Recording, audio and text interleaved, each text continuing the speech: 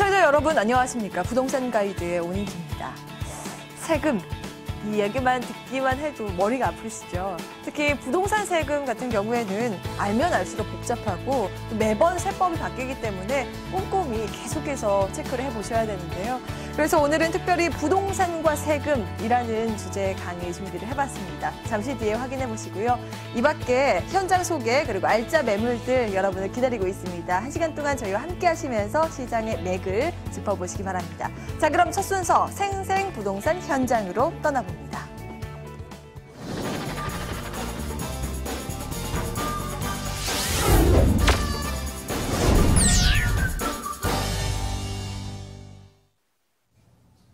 네, 여러분과 소통을 위해서 저희 전화 활짝 열어놓고 있습니다. 02-2077-6354번으로 어떤 문의도 좋으니까요. 편하게 이용하시면 되겠습니다. 자, 오늘은 최고의 현장 전문가 LJ 부동산 연구소 임종욱 소장과 함께하겠습니다. 안녕하세요. 네, 안녕하십니까? 네. 제가 앞서서 이야기를 했습니다. 오늘 세금 이야기할 텐데 사실 이 수익을 극대화하기 위해서는 세금 빼놓을 수가 없거든요. 그렇죠. 바로 알려주세요. 제가 오늘 말씀드릴 내용은 바로 부동산과 세금이 되겠습니다.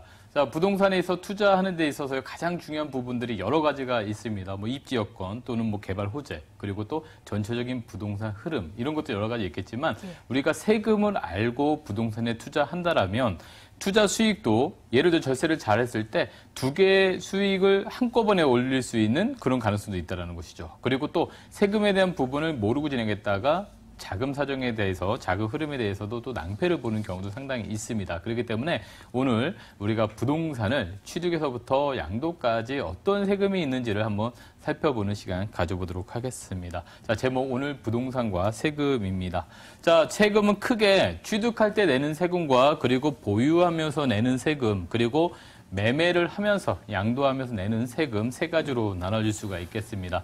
자, 일반적으로 취득을 한다라면 취득세금이라는 취득세라는 것을 내게 되고요.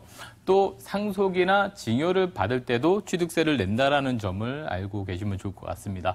또 보유하고 계시면서도 내는 세금들이 있죠. 보유하시면서도 재산세라든가 또 일정 부분의 금액 이상의 부동산을 갖고 계시는 분들은 종합부동산세나 또는 임대소득이 발생하면서 내는 소득세, 그리고 또한 부가세라는 것이 있습니다. 주택에는 없지만 일반 상업부동산이나 영업용 부동산에 붙는 부가세라는 게 또 있고요. 또 양도할 때 많은 분들이 아시는 양도소득세라는 게 있습니다. 이렇게 세 가지 종류가 세금이 있겠는데요.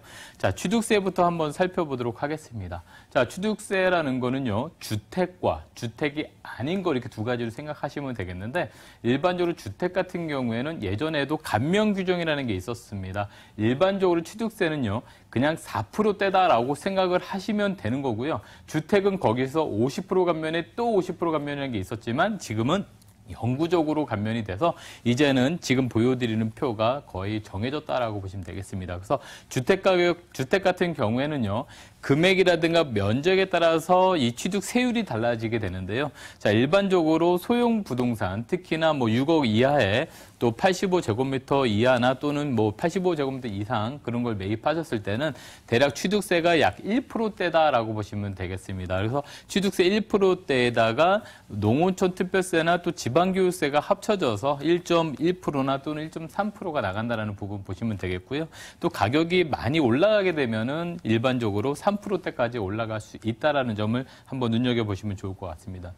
자, 더불어서 주택이 아닌 것 같은 경우에는 일반적 취득세가 4%라는 부분을 보시면 될 것 같고요. 자, 여기서 상속이나 증여를 받는 경우가 있습니다. 부모님한테 상속을 받거나 또는 증여를 받았을 때 취득세율이 같은 좀 전에 말씀드린 주택은 1%대였었는데요. 자, 상속이나 증여를 받게 되면 취득세율이 다소 높다라는 부분을 하나 더 참조적으로 알고 가시면 좋을 것 같습니다. 자, 보유하면서 내는 세금, 좀 전에 말씀드렸을 때 보유하면서 내는 세금 재산세라는 건 누구나 다 알고 계실 것 같습니다. 자, 재산세는요, 일반적으로 건물분하고 토지분하고 나눠서 납부를 하시게 되는데요. 이 재산세 자체를 반반씩 나눠서 낸다라는 식으로 생각하시면 될 것 같습니다. 또한 여기서 중요한 것이 바로 과세 기준일이다라고 보시면 되겠는데, 자, 매년 6월 1일이 되겠습니다. 자, 매년 6월 1일 기준으로 되기 때문에 자, 6월 1일을 기점으로 소유권을 갖고 계시는 분이 재산세를 납부하신다라고 보시면 되겠죠. 자, 그렇다면 만약에 지금 5월 달입니다. 그래서 5월 31일 날 잔금을 치르고 소유권 이전을 넘겨주셨다라고 하면 매수자, 새로 사시는 분이 재산세를 내야 될 것이고요. 파시는 분이 만약에 6월 1일이나 2일 날 잔금을 치렀다라고 하시면 매도자, 팔았던 분이 재산세를 내야 된다라고 보시면 되겠습니다. 지금처럼 5월달, 6월달 기점에서는 그래서 이 재산세 때문에 이 잔금에 대한 기준일을 정확하게 하시는 것이 좀 중요하다라고 보시면 되겠습니다. 또 보유하시면서 내는 세금 중에서는요, 또 종합부동산세라는 게 있습니다. 종합부동산세가 있는데요. 자, 종합부동산세라는 것은 일정 부분의 부동산을 이상 가지고 있게 되면은요, 거기에 따른 재산세 같은 것처럼 초과되는 부분에 대한 어떤 세금을 내는 부분이 되겠는데, 이 종합부동산세도 역시나 6월 1일이 과세 기준일이라는 걸 한 번 더 보시면 좋을 것 같고요.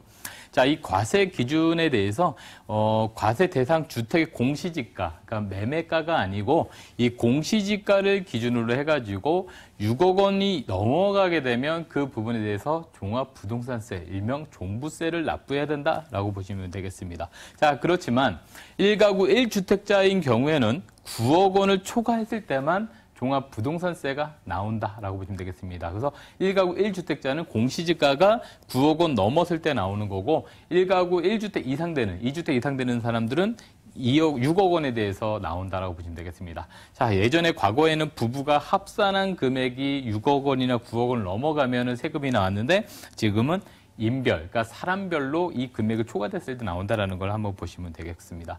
자, 많은 분들이 지금 이제 임대소득세가 앞으로 과세될 거에 대한 어떤 두려움과 또는 기대와 여러 가지를 갖고 계시는데요. 자, 부동산 임대소득세에 대해서 한번 살펴본다면, 자, 2천만 원 이하냐 이상이냐라는 것을 좀 보시면 좋을 것 같습니다. 자, 2천만 원이라는 것은 바로 1년을 기준으로 얘기를 하는데요. 자, 1년을 기준으로 해서 2천만 원 이하가 되면은 세금이 없는 비과세로 가실 거고, 그 이상이 된다면 세금이 이제 과세된다는 점을 좀 아시면 좋을 것 같겠습니다. 그래서 향후에는 지금까지는 계속 유예되고 있는데요. 나중에 임대소득세가 발생을 하게 된다면 그 2천만 원이라는 기준으로 좀 한번 보시면 좋을 것 같겠습니다. 그래서 2천만 원 이하라고 했을 때는 단일 세율로 해가지고 약 우리가 계산해 보면 약 2천만 원 정도의 그 월세가 들어왔을 때는 1년에 한 56만 원 정도의 소득세가 발생할 것으로 보이고요. 2천만 이상 낸다라면 우리가 양도소득세처럼 구간별로 누진세로 내기 때문에 소득세에 대한 부분들이 좀 더 커질 수 있다라는 것을 한번 보시면 되겠습니다. 자, 우리가 임대소득세에 대해서 또 한번 말씀드릴 수 있는 게 바로 주택임대사업자라는 건데요. 자, 최근 들어서 이제 부동산에 투자하시는 분들, 특히 오피스텔이나 이런 다른 부동산 투자하시는 분들이 이 주택임대 사업자에 대한 부분들을 많이 얘기를 들어보셨을 겁니다. 그래서 막상 내가 사업자를 내보지 않거나 또는 낼 필요가 없을 때는 그냥 흘려 들으시다가 내가 오피스텔이나 또는 다세주택을 사게 된다면 그때는 뭔가 필요한 그런 정보가 되겠죠. 그래서 왜 주택임대 사업자를 사람들이 자꾸 내는지 그 부분에서 잠깐 장점과 단점을 좀 말씀을 드리도록 하겠습니다. 자, 첫 번째로는 주택임대사업자 내는 가장 큰 이유 중에 하나가 바로 취득세 감면입니다. 자, 취득세. 우리가 주택 같은 경우에는요, 좀 전에 6억 원 이하나 또는 85제곱미터 이하 같은 경우에는 1%대의 세금을 내는 걸로 알고 있습니다. 그렇지만 오피스텔 같은 경우에는 취득세가 보통 4.6%를 내야 됩니다. 그래서 통상적으로 만약에 약 2억 원 정도의 오피스텔을 구입하신다면 이 취득세만 해도 약 1,000만 원 정도 가량 나오기 때문에 부담이 안 될 수가 없습니다. 따라서 이 주택임대사업자를 내시게 된다면 취득세를 감면받을 수 있다는 것이 되겠는데 여기서 특징적인 게 바로 최초 분양받는 부동산에 대해서 감면을 받는 겁니다. 기존 주택에 대해서 감면받는 게 아니고요. 최초로 분양하는 부동산, 주택 또는 주택으로 간주되는 것들에 대해서 이 감면을 받는 거고요. 예전에 작년까지는 100% 다 감면 받았지만 올해서부터는 200만 원 초과하게 되면 자기 부담률이 약 15% 있다는 부분을 알고 가시면 좋을 것 같고요. 자, 두 번째로는 바로 재산세 감면이 되겠습니다. 자, 재산세를 감면받을 수 있기 때문에 좀 전에 말씀드린 것처럼 그 매년 발생하는 재산세에 대해서 감면을 받을 수 있고요. 제일 중요한 것이 바로 주택수에 산정이 되지 않는다라는 점이 되겠습니다. 자, 일반적으로 1가구 1주택은요.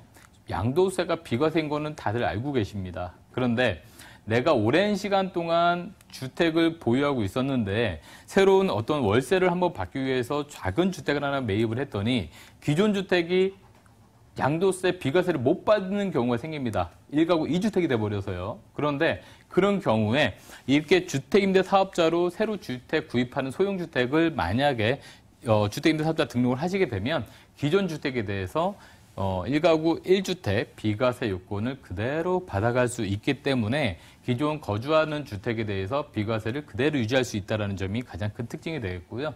또한 주택, 부동산은 여러 채 구입하시는 분들이 종합부동산세에 대해서 걱정도 할 수 있겠는데, 자, 지금 보시는 것처럼 종합부동산세에 대해서 합산을 배제할 수 있다는 그런 장점이 있겠습니다. 하지만 이런 모든 어떤 혜택을 드리기 위해서는 이렇게 임대사업자를 계속 유지를 해주는 것이 무엇보다 중요한데 일반 의무기간이 4년입니다. 그렇기 때문에 4년 동안 유지를 해주지 못한다라면 취득세라든가 재산세 감면 받은 거를 또 이렇게 환불을 하셔야 되는 그런 부분이 생기겠고요.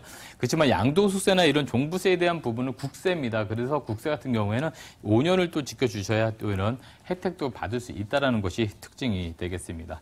자, 혹시 주거용 오피스를 분양받았을 때 자, 주택임대사업자로 갈 것이냐 또는 일반 임대사업자로 갈 것이냐 약간 고민이 생기신 분들이 상당히 많습니다. 예전에는 우리가 오피스텔 살 때 무조건 일반 임대사업자로만 갔었는데 이제는 주거용 오피스텔도 주택임대사업자를 낼 수 있기 때문에 고민을 할 수밖에 없는 상태인데요. 자, 일반 임대사업자 같은 경우에는 여기서 한번 풀어봤을 때 예를 들어서 2억 원이라는 분양가가 되었을 때요. 우리가 취득세라든가 부가세라는 부분을 한번 볼 수가 있겠는데, 자, 일반 임대사업자를 낸다라면 부가세에 대한 부분을 환급을 받습니다. 부가세를 환급을 받을 수가 있겠는데요. 자, 일반적으로 주택임대사업자를 내게 되면 이 부가세에 대한 부분은 그대로 납부를 하셔야 됩니다. 자, 여기서 주택임대사업자는 좀 전에 취득세를 감면받을 수 있다라고 말씀을 드렸습니다. 그리고 또 이 일반 임대사업자는 취득세를 내셔야 됩니다. 자, 그렇다면 나중에 결론적으로 차이는 둘 다 분양가 2억 원에 세금을 합쳤을 때는 둘 다 2억 1천만 원이라는 돈이 납부가 되겠는데 주택임대사업자와 일반 임대사업자 차이점이라면 주택임대사업자는 보통 주거용으로 세를 줄 수 있다는 것이고요. 일반 임대사업자는 주거용으로 사용할 수가 없습니다. 원래는 없습니다. 그렇기 때문에 업무용으로만 사용을 해야 되기 때문에 그런데 일반적으로 우리가 오피스를 주거용으로 사용하는 경우가 상당히 많습니다. 그래서 만약에 업무용으로 사용해야 되지만 주거용으로 사용하다가 만약에 발각이 됐을 때는 이 부가세 환급받은 것을 다시 환불을 하셔야 되는 부분이 생기기 때문에 마음 편하게 주택으로 그냥 임대사업자를 내시는 것도 좋다라고 보시면 되겠습니다. 자, 부가세는 10%가 들어가기 때문에 매매하실 때도 건물분의 10% 그리고 임차인한테도 10%를 받아서 나중에 납부하는 방식으로 가야 됩니다. 자, 양도세는 많은 분이 알고 계시는 것처럼 양도가액에서 취득가액이랑 필요광비를 빼서 나중에 나온 세율을 내게 됩니다. 즉 내가 팔았던 금액에서 샀던 금액을 뺀 그 금액에서 여러 가지 세율을 곱해서 나온다라고 보시면 되겠는데, 자, 그 안에서는 우리가 또 장기 보유 특별공제라는 게 있죠. 자, 10년 동안을 거쳐서 봤을 때 1가구 1주택일 때는 약 80%에 대한 공제를 해주고요. 그 전에는 또 30%에 대한 공제를 해주기 때문에 이렇게 주택을 오랜 시간 동안 보유하게 되면 여러 가지 또 혜택이 있다라는 부분이 또 하나 말씀드릴 내용이고요. 또 양도세도 많은 분들이 양도세 그냥 무조건 얼마 나와요? 이렇게 물어보시는 분들이 많은데요. 양도세는 말씀드리는 것처럼 내가 얼마를 양도 소득을 올렸느냐, 얼마를 벌었느냐에 따라서 세금을 내는 겁니다. 즉 적게 벌면 적게 내고요. 많이 벌면 많이 내는 세금이지 무조건 얼마예요? 라고 물어볼 수는 없다라는 것이 특징이기 때문에 대략적으로 내가 얼마에 사서 얼마 팔았는지 아시면 대략적인 세금은 나올 수 있다라고 보시면 되겠습니다. 자, 1가구 1주택 비과세에 대해서 마지막으로 말씀을 드릴 건데요. 자, 1가구 1주택이라는 것은 같은 주소에서 같이 생계를 이루어가는 가족들을 얘기를 합니다. 자, 이 안에서 1가구 1주택자가 2년만 보유하면 비과세라는 건 누구나 다 알고 계시는데요. 자, 일반적으로 일시적인 1가구 1주택제에 대해서 한번 말씀을 드리자면, 자, 이사를 목적으로 2주택이 된 경우에는 3년 이내 기존 주택을 매매하시면 되고요. 또 상속이나 또는 부모님 보양으로 인해서 2주택이 된 경우에도 그 기존 주택을 5년 이내 매매를 하면 되는 그런 일시적 1가구 1주택 비과세를 그대로 가져갈 수 있는 방법도 있다라는 것을 한번 아시고요. 이렇게 부동산에 관련된 세금을 잘만 아시고 절세를 하시면 수익이 2배가 될 수 있다라는 그런 어떤 여러 가지 상식이 있습니다. 그래서 세금과 많은 공부를 통해서 부동산에서 꼭 성공하는 투자를 하시기 바라겠습니다. 네, 이렇게 부동산과 세금이라는 정말 중요한 내용 살펴봤습니다. 이제 이를 활용해서 전략을 세워봐야 되겠죠. 임종욱 소장의 무료 세미나 마련되어 있습니다. 화면으로 안내해 드릴게요. 임종욱 소장의 무료 세미나 안내입니다. 월세도 받고 절세도 하는 부동산 투자라는 주제에 마련되어 있고요. 매주 수요일 오후 2시 공덕역 8번 출구 공덕빌딩 10층에서 열립니다. 선착순으로 20명까지 참석하실 수 있으니까요. 02-2077-6354번으로 연락 주시기 바랍니다. 네, 이제 현장 이야기 나눠봅니다. 먼저 화면으로 내용 정리해 드릴게요. 서울시 마포구 상암동의 근린생활시설입니다. 6호선 공항철도 경의중앙선 디지털 미디어시티역에서 도보로 7분 거리에 위치해 있고요. 지난해 6월에 준공이 완료됐습니다. 층수는 총 6층 건물 내에 2층입니다.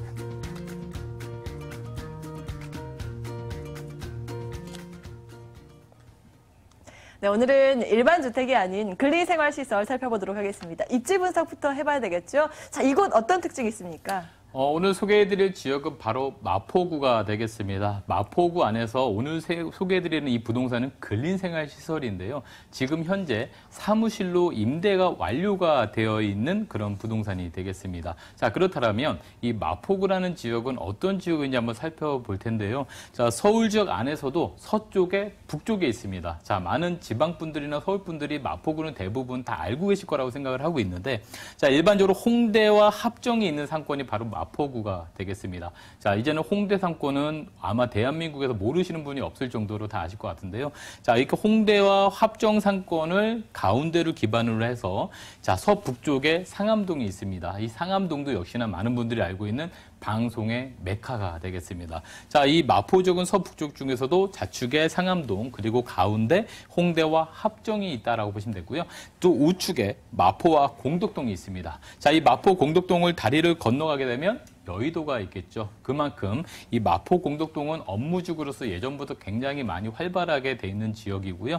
또 바로 왼쪽에는 많은 분들이 알고 계시는 연대, 서강대, 이대 등 여러 유명한 대학교들이 밀집되어 있는 지역이다라고 보시면 되겠습니다. 그래서 예전부터 이 지역은 임대 사업이 상당히 활발하고요. 그리고 또 업무지역이나 상업이 굉장히 잘 되는 그런 지역이다라고 보시면 되겠고요.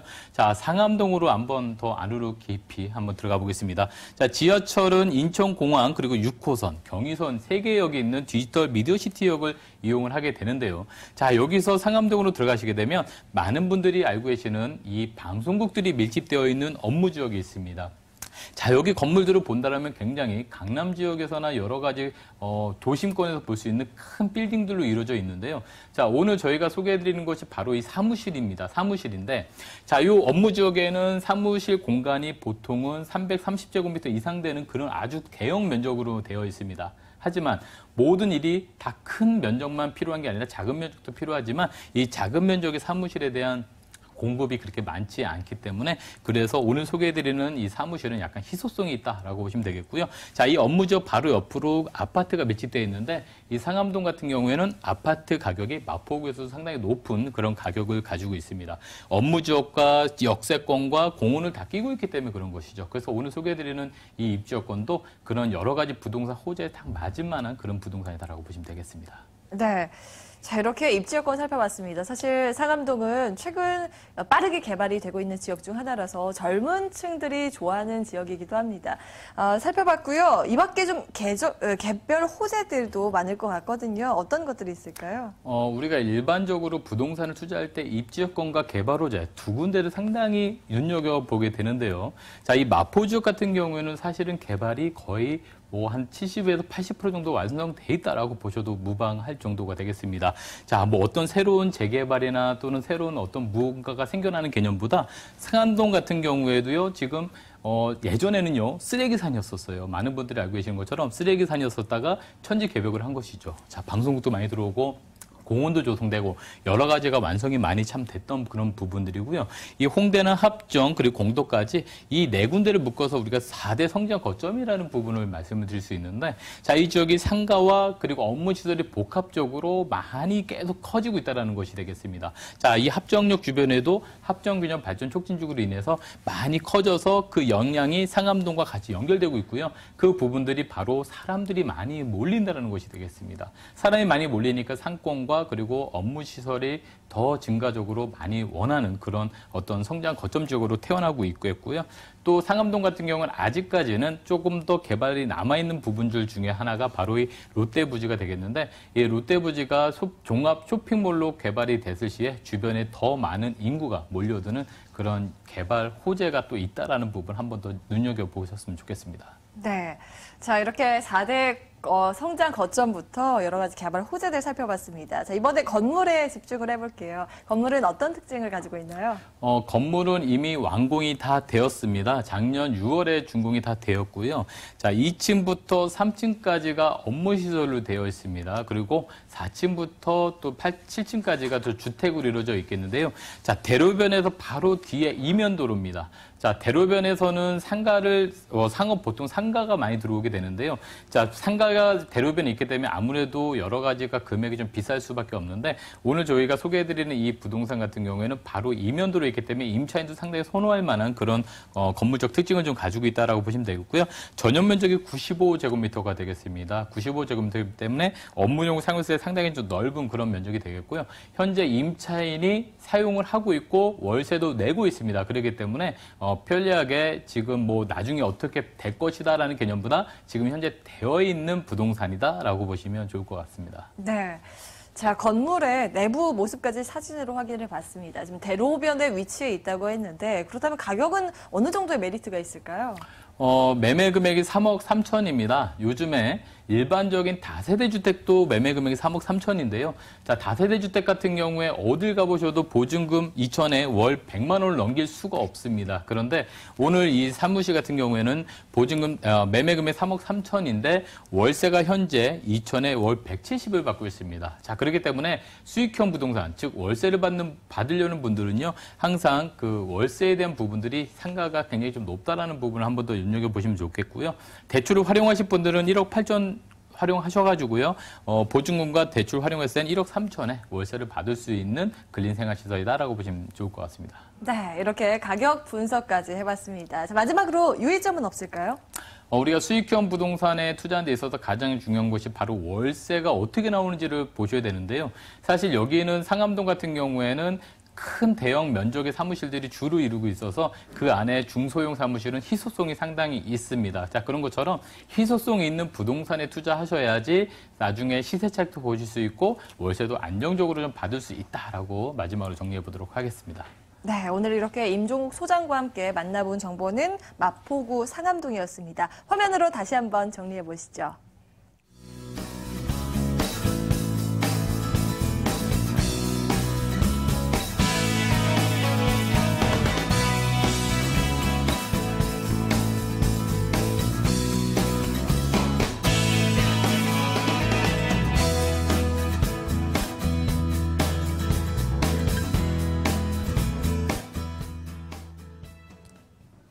네, 이렇게 오늘 생생한 현장 정보 만나봤습니다. 방송 중에 못다한 이야기 현장에서 만나보실 수 있는데요. 화면으로 다시 한번 안내해드립니다.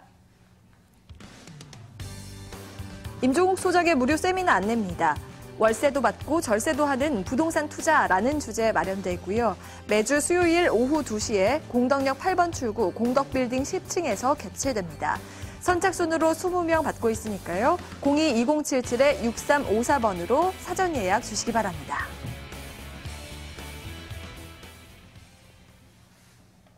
네, 오늘 부동산 팁과 함께 현장 정보 주신 LJ 부동산 연구소 임종욱 소장과는 여기에서 인사드려야 될 것 같습니다. 오늘도 고맙습니다. 네, 감사합니다.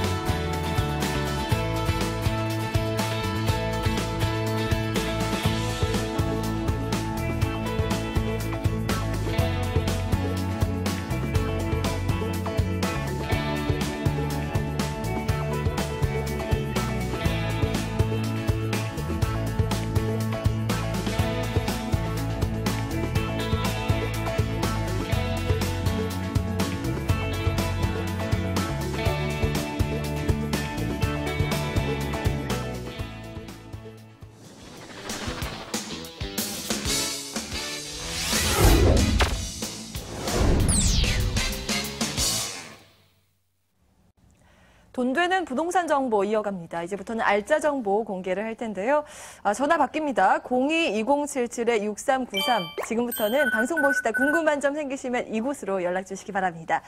두 분 모셨습니다. 아주자산관리 박정원 소장, ANC 도시개발 김영주 이사 나오셨습니다. 안녕하세요. 예, 안녕하십니까. 아유, 반갑습니다.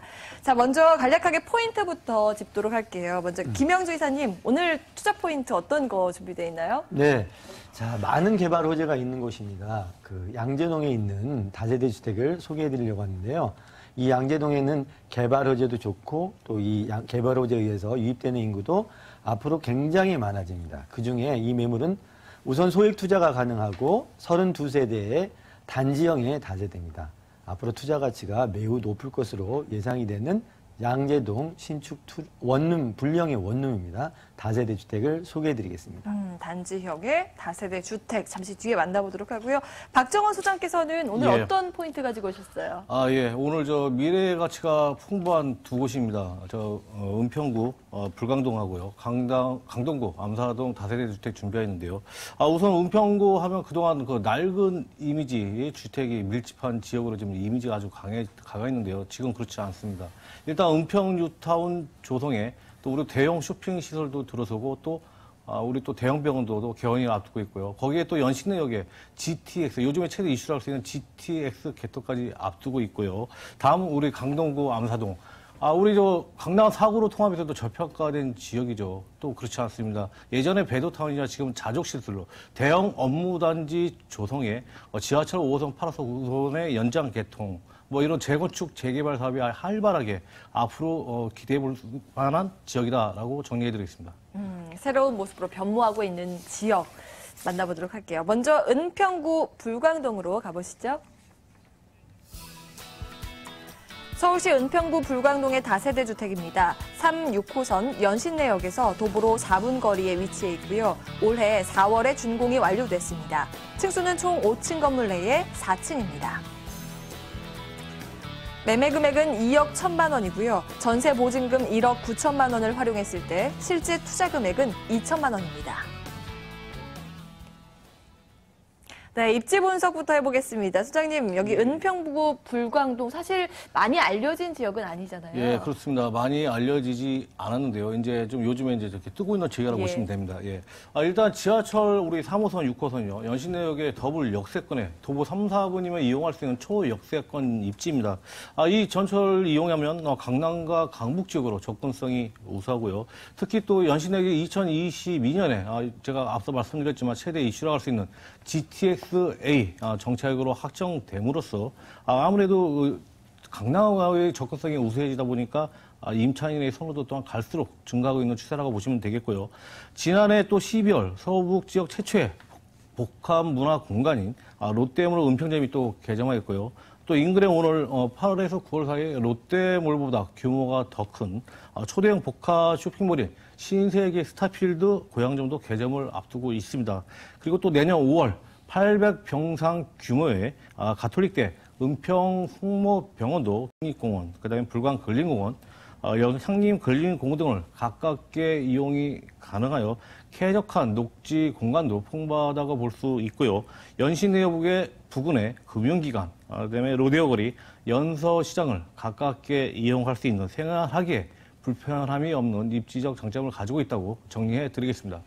네, 향후 가치 상승이 기대되는 지역이다 이렇게 말씀하셨는데 그러려면 개발 계획들이 많아야 되지 않을까 생각됩니다. 어떤가요? 예, 맞습니다. 이쪽이요. 많은데요. 일단 부동산 가치를 결정하는 요소는 교통 있고 학군 있고 공원도 있고요. 또 편의시설 등 다양하게 있지만 그중에서도 가장 으뜸을 할 수 있는 게 교통 여건 개선이라고 할 수 있는데요. 교통 여건이 좋아지면은 지역을 중심으로 개발이 이뤄지고 이는 또 지역 가치 상승으로 직결되기 때문입니다. 여기에 최근 우리 수도권 광역 급행 철도인 GTX가 이슈가 되며 GTX가 지나는 노선 주변에 부동산도 함께 좀 주목을 받고 있는데요. 이곳 연신내역에도 2022년 개통이 예정되어 향후 개통 시에 삼성역까지 10분대 도달이 가능해져 최상의 대중교통을 갖추는 것은 물론 연신내역 주변에 부동산 시장에도 긍정적으로 영향을 미치고 있습니다. 그리고 또 지난해 개점한 롯데몰에 이은 초대형 쇼핑몰인 신세계 스타필드 또 고양점에서 고양점도 이 지역에서 가깝게 이용할 수 있기 때문에 호재라고 할 수 있겠고요. 서울 서부권 최대 규모라고 할 수 있는 800병상 규모의 가톨릭대 은평병원 또 내년 5월 개원 예정입니다. 이런 대형 쇼핑 시설과 대형 병원 등의 기반 시설이 확대되는 이유는 그만큼 많은 인구 유입이 예상되어 있기 때문이고요. 또 주거 환경이 편리해지면서 갈수록 수요층이 찼기 때문에 자연스럽게 주택 시장에도 영향을 미쳐 매매가나 임대가도 상승할 수밖에 없다라고 말씀드리겠습니다. 과거 은평구 하면 낡은 연립 주택이 밀집되어 있는 아주 낙후된 이미지가 강화했습니다. 기름 왕십리와 함께 유타운 재개발 사업에 시범 사업지구로 개발되면서 현재는 대규모 아파트 단지들이 입주한 신주거지, 고급 주거지로 변모하고 있고 이처럼 주거 환경이 많은 개선을 보이면서 그동안 저평가되어 온 은평구 일대 부동산 시장이 긍정적으로 재평가를 받고 있다고 정리해 드리겠습니다.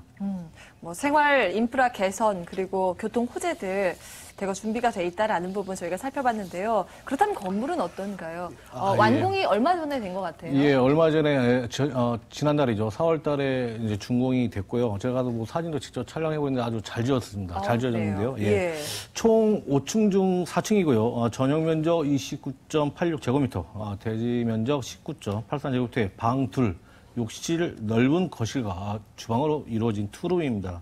필로티 구조의 엘리베이터, CCTV 현관 보안문, 무인택배함 기본적으로 설치했고요. 좀 고급스럽게 네이버 최고급 자재로 시공하였습니다. 다용도실이 있어서 공간 활용도 우수하고요. 전방 3m 도로가 있어 개방감과 채광이 우수한 건물 특징을 가지고 있다고 정리해 드리겠습니다. 네, 이렇게 건물 특징, 사진으로 이렇게 현장 모습까지 살펴봤습니다. 자, 가장 중요한 건 가격인데요. 가격 분석도 해주시죠. 예. 최근 연신내역 부근으로 해가지고, 도보 한 10분 거리로 해가지고 다세대 주택이나 단독주택으로 해서 찾는 수요층이 엄청 많습니다. 그런데 그만큼 좀 공급이 부족한 실정으로 희소성에 의해도 충분히 시세 차익을 볼 수 있는 그런 매물이라고 말씀드리겠습니다. 매매가 2억 1천만 원입니다. 임대가 1억 9천만 원이고요. 그러면 실투자금 2천만 원입니다. 월세 전환시는 보증금 3천만 원에 월 70만 원 예상되고요. 대출금 한 1억 2천만 원 정도 활용이 가능하시다면 실투자금 6천만 원에 만나보실 수 있는 은평구 불관동 다세대 투룸 주택입니다. 네. 향후에 시세 차이까지 노려볼 만한 정보다 이렇게 소개해 주셨는데 유의점은 없을까요? 예, 뭐 항상 현장 일단 임장 기본이겠죠. 그리고 또 개발 계획 등이 실제 추진이 돼가는지 여부도 확인할 필요가 있고요. 또 주변 유사 평형대와 가격 비교도 해보실 필요가 있다고 말씀드리겠습니다. 네, 이렇게 은평구 불광동에 위치한 다세대 주택 살펴봤습니다. 화면으로 다시 한번 정리해 보시죠.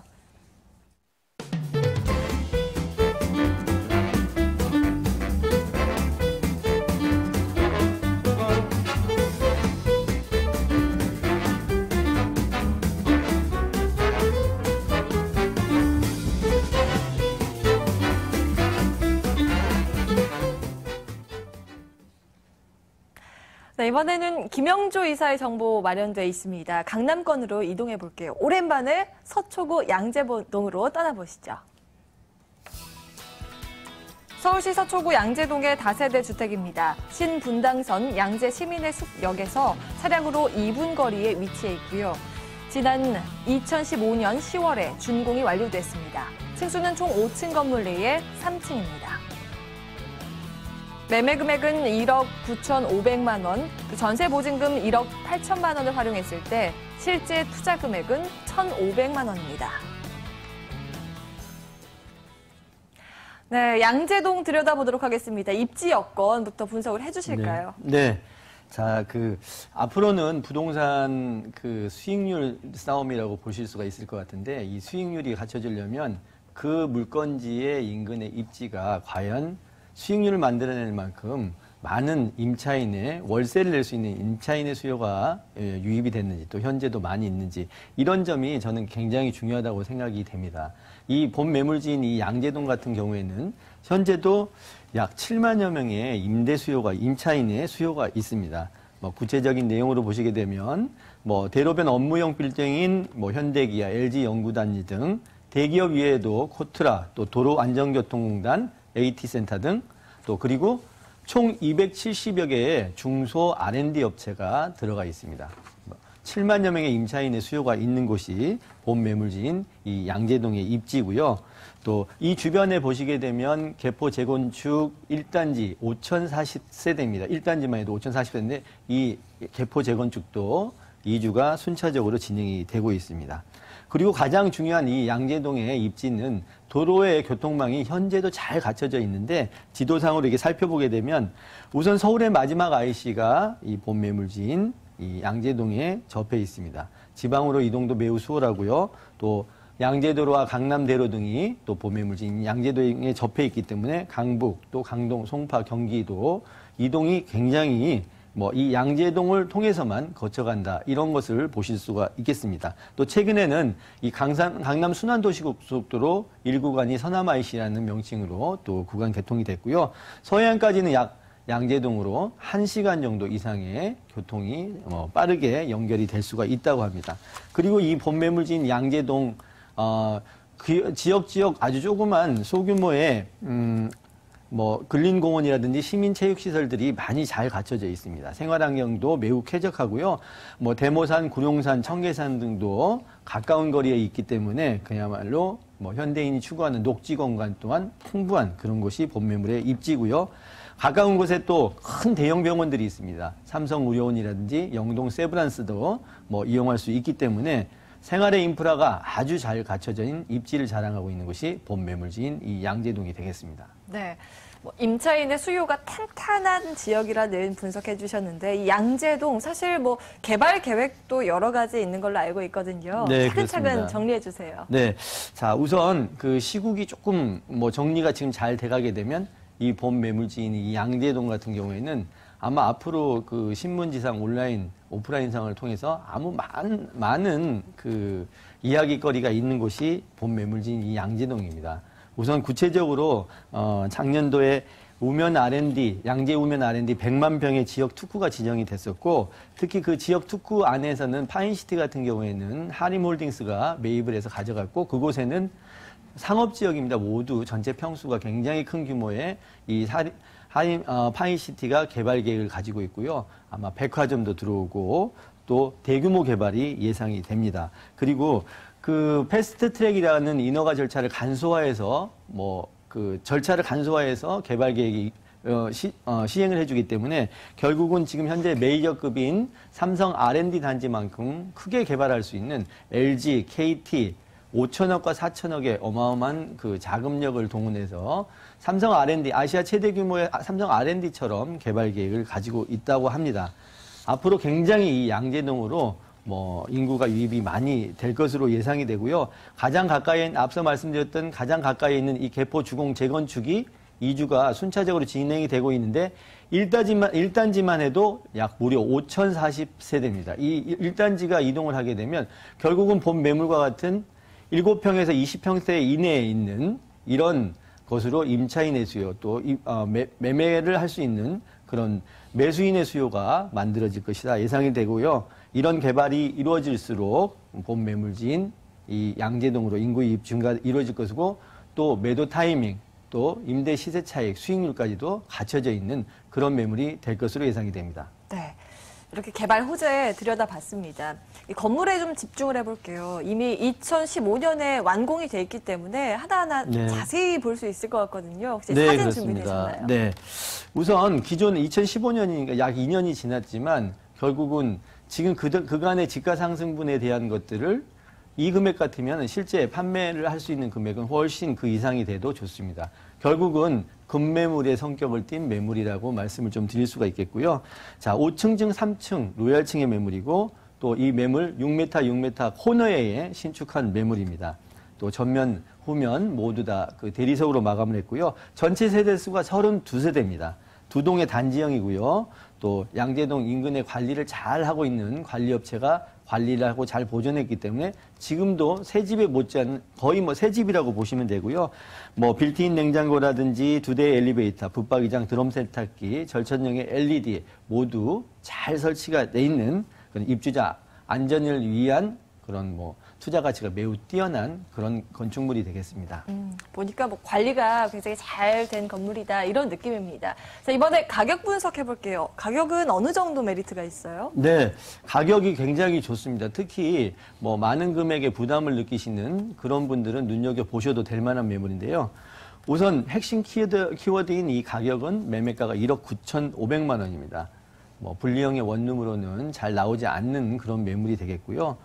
보증금 1억 8천만 원 전세금을 이용하신다라고 하면 소액 투자 1,500만 원으로 투자가 가능하시겠고, 뭐 대출을 이용해서 투자하신다라고 하면 보증금 2천에 월 90만 원 예상하고, 대출금 1억 3,500만 원, 뭐 투자 시 월세도 아주 소액으로 투자가 가능한 그런 매물입니다. 수익성, 임대 경쟁력 매우 뛰어난 뭐 그런 매물이다 이렇게 말씀을 드리겠습니다. 네, 이렇게 임대 활용 시에 예상 투자 금액까지 저희가 알아봤습니다. 마지막으로 유의점 짚고 가야 되겠죠? 네, 자 개발호재, 입지 여건 모두 다 중요하지만 저는 개인적으로는 매물 자체의 구성과 뭐 평가, 뭐 가치 이런 게 더 중요하다고 생각이 됩니다. 특히 이 매물의 같은 경우에는 잘 나오지 않는 면적이 넓은 1.5룸 분리형의 원룸입니다. 유의사항을 말씀을 드리자면 수익률이 뒷받침이 되려면 그 지역에 앞으로 들어올 수 있는 월세를 잘 낼 수 있는 임차인의 수요가 풍부해야 됩니다. 이런 것들은 말씀만을 전해 듣지 말고 직접 뭐 현장에 오셔서 눈으로 확인하시고 투자하시는 게 가장 중요하고 이런 점을 유의점으로 말씀을 드리겠습니다. 네. 그러니까 희소 가치가 굉장히 높은 주택이다라고 정리를 해볼 수 있을 것 같습니다. 서초구 양재동에 위치한 다세대 주택 화면으로 다시 한번 정리해 볼게요.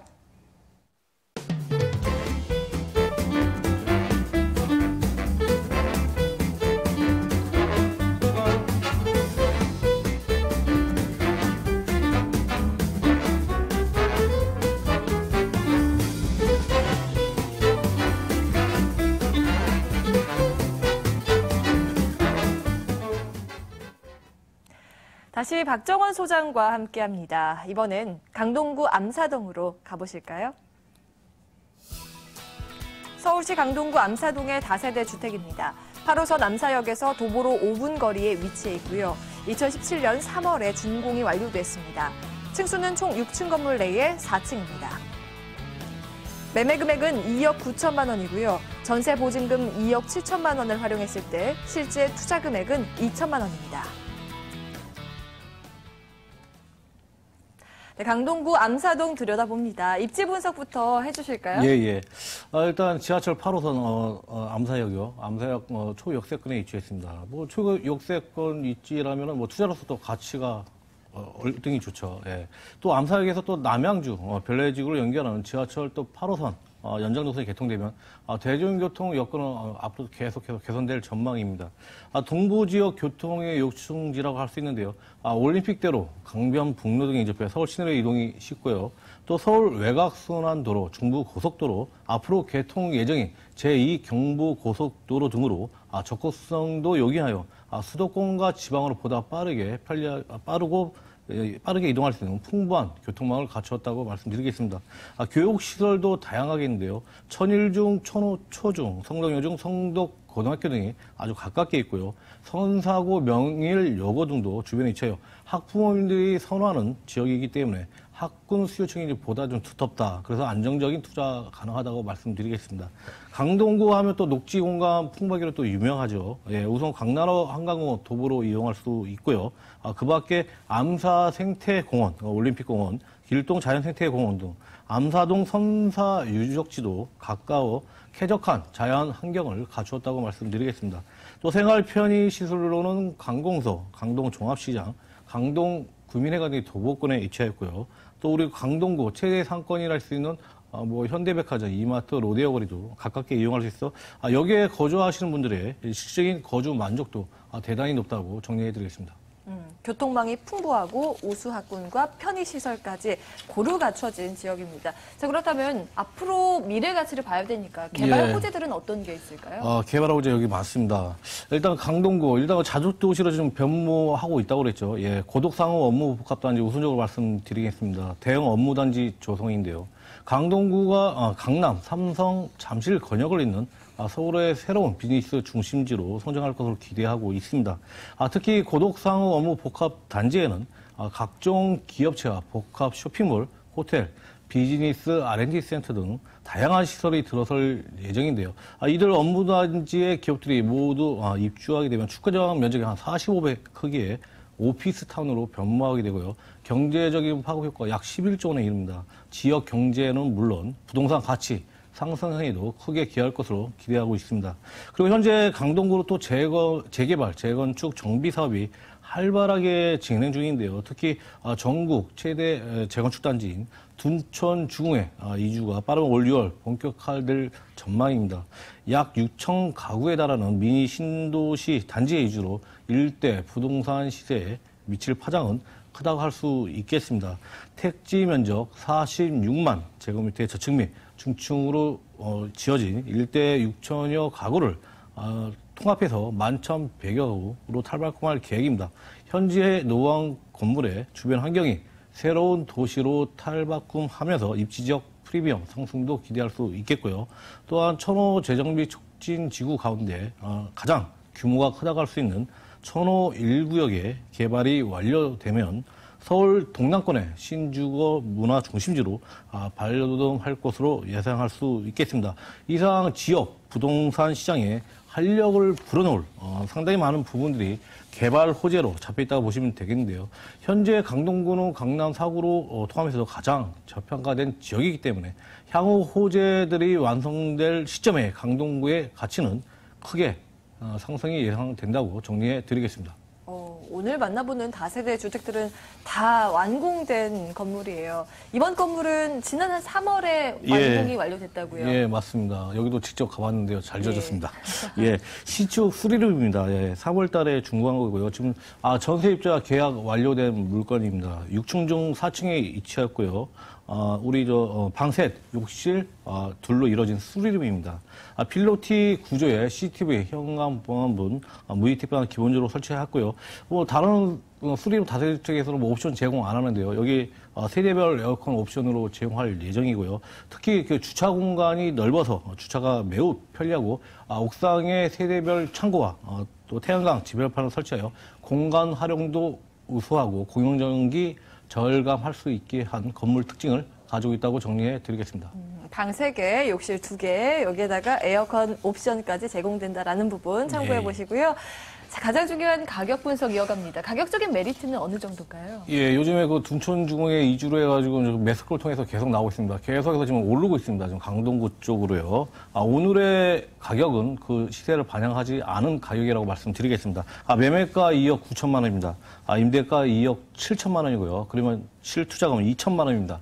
월세 전환 시에는 보증금 5천만 원에 월 100만 원 예상되고요.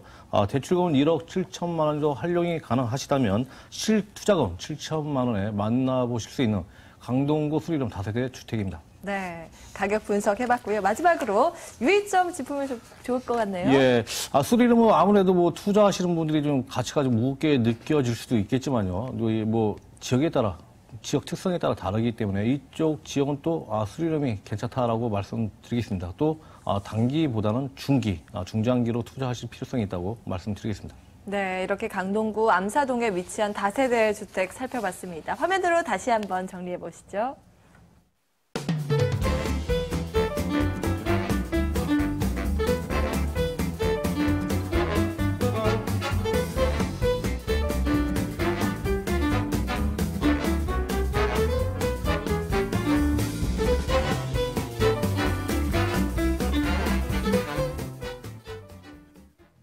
네, 오늘 이렇게 돈 되는 부동산 정보 함께하고 계신 두 분과 직접 상담을 원하시는 분들 많으시죠? 그래서 세미나 마련을 해봤습니다. 화면으로 안내해 드릴게요. 박정원 소장의 1:1 무료 상담 안내입니다. 변동성 큰 시장 속에서 안전한 투자 전략이라는 전략을 세워보실 수 있는 자리입니다. 매주 금요일에 열리는데요. 02-2077-6352번으로 사전 예약해 주시기 바랍니다. 김양조 이사의 1:1 무료 상담 안내입니다. 부동산 소액 투자처 바로 알기라는 주제 준비되어 있고요. 양재동 유레카 빌딩 5층 ANC 도시개발에서 열립니다. 관심 있는 분들은 02-2077-6393번으로 연락 주시기 바랍니다.